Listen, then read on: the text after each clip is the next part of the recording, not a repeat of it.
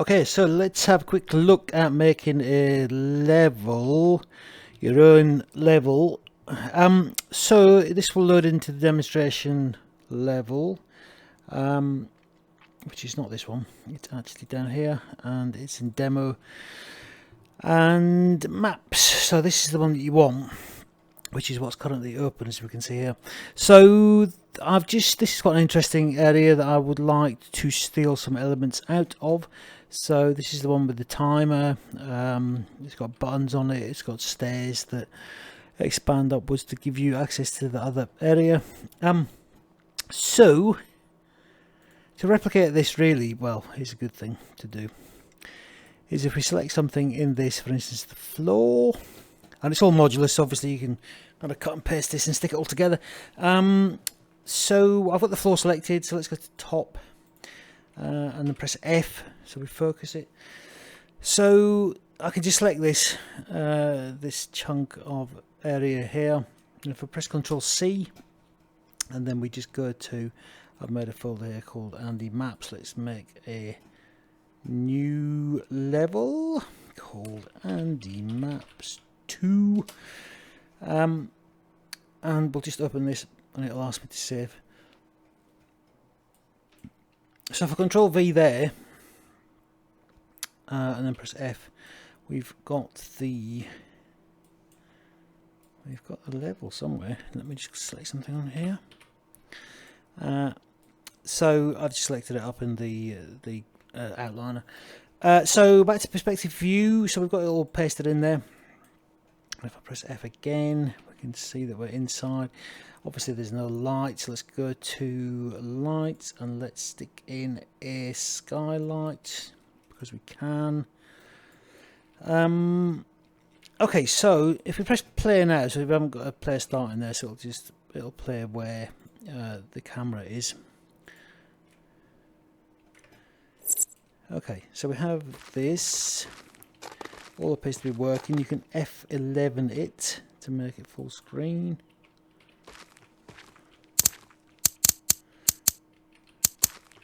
Okay, so it does actually work. I don't think it's got the. We're not in the. We are actually in the correct game mode, I think.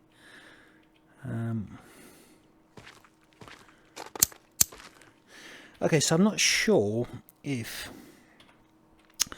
I think we have to be in the correct game mode. So if we go to well, settings and game mode override, and we go back to the BP game mode, and it sets to the CH actor.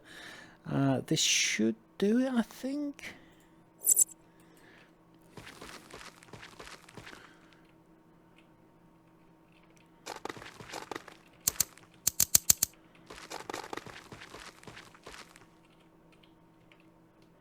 Okay, so at the minute these aren't connected to anything. But if we have a look now, this is how it all works. I've only just scanned this quickly, but and we can have a look at the blueprints. This is a signal operations 2. This here is a spawn cube. So we want the when you've actually played this level, you'll understand what happens. There's a cube spawns here. If you activate these 2 ant trails from these 2 buttons, the timer means that you have to slow time down to activate them both at the same time, if I remember correctly.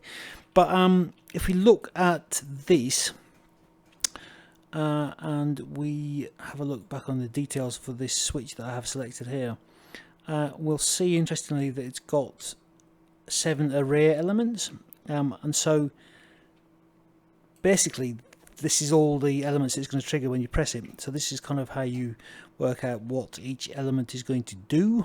So if I just go to the dropper, so that's filled out array element 1,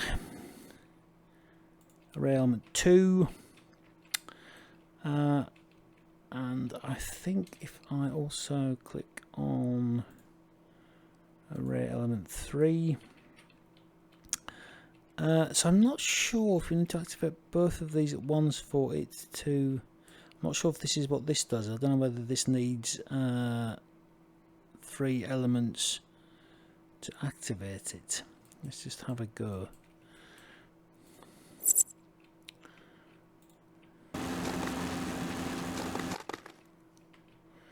There's the door.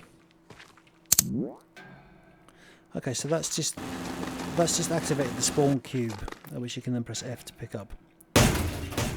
And let me just check whether this works.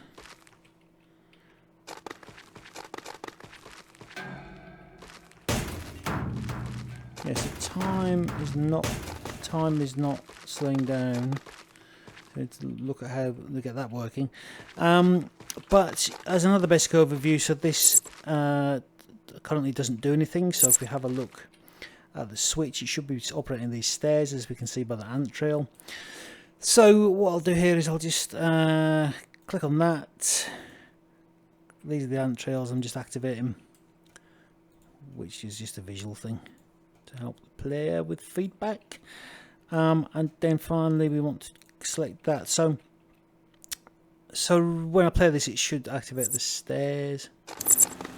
Yep. So I believe you can go a bit deeper and look at the blueprints for these. So if we go to the blueprint, which I opened previously, I think it's running a timeline, but I think the timeline is effectively just scaling it. So all it's doing is actually scaling it in the y-axis, or I think it's the z-axis in. Yeah, it's the z-axis in Unreal. But also there's instructions here. But I mean, really, all you're going to be doing is kind of, if you copy and paste and stick things together. So that, you know, for instance, if you can access the stairs, get up here, there's another switch which activates something else, which means you can get the cube. So, you know, you've got enough there to make some interesting puzzles. So, go and make some.